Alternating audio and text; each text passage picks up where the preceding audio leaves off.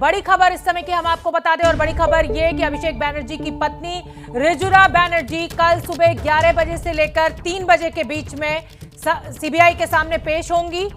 ये जानकारी रुजुरा बैनर्जी की तरफ से आई है। मेरी सहयोगी मनोज्ञा लगातार हमारे साथ बनी हुई है। मनोज्ञा, क्या अपडेट इस खबर पर?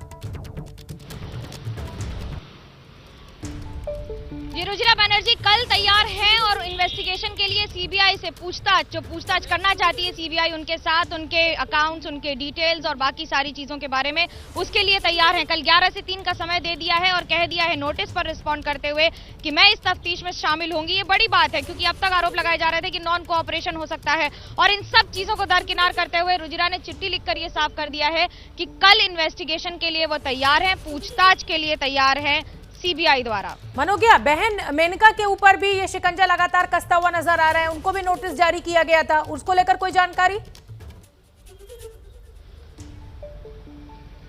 नहीं, आज अभी 11 बजे उनके साथ सीबीआई मुलाकात करेगी, उनके घर जाएगी, उसके बाद वहां पूछताछ करेगी, उसके बाद अगला चरण उसका निश्चित किया जाएगा। लेकिन फिलहाल ये बड़ी बातें हैं क्योंकि जो दोनों परिवार हैं, दोनों परिवार के पीछे जो सीबीआई बार बार सवालों का जखीरा लेकर चल रही है, उसमें जवाब क्या आएगा ये बड़ा दिलचस्प होगा क्योंकि वो बंगाल की राजनीति के लिए भी बहुत महत्वपूर्ण होगा।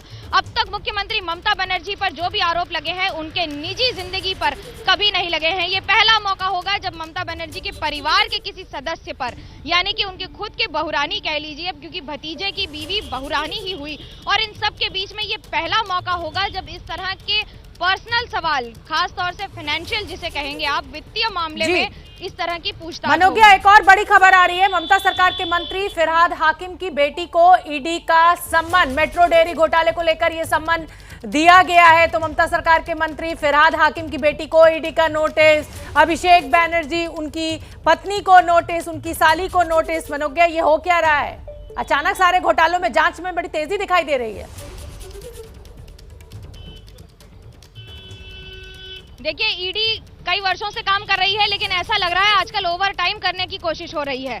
लेकिन जिस तरह से बार बार बंगाल में एक के बाद एक नोटिस दिए जा रहे हैं, एक के बाद एक मंत्रियों को, इसके पीछे राजनीतिक मंशा है कि नहीं, ये सवाल जरूर खड़ा होगा। टाइमिंग जिसे कहते हैं, समय सारणी क्यों ऐसी होती है जिस पर सवाल उठेगा इस बार की बार बार इसी समय सारे नेताओं की याद क्यों आ रही है और सारे घोटाले इस समय क्यों खुल रहे हैं? ये खुल रहे हैं या खोले जा रहे हैं? 2018 के मामले में जैसे ही गृह मंत्री अमित शाह को समन गया, उसके बाद मान लीजिए एक और दौर चल चुका है। इस समय एक के बाद एक नोटिस का, और ये नया प्रकरण है। मैं ये कहूंगी कि ये नया अध्याय शुरू हो गया है बंगाल की राजनीति का।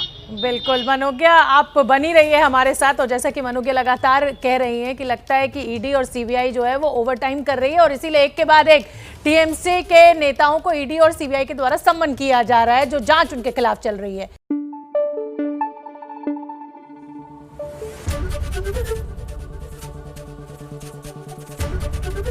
एबीपी न्यूज आपको रखे आगे।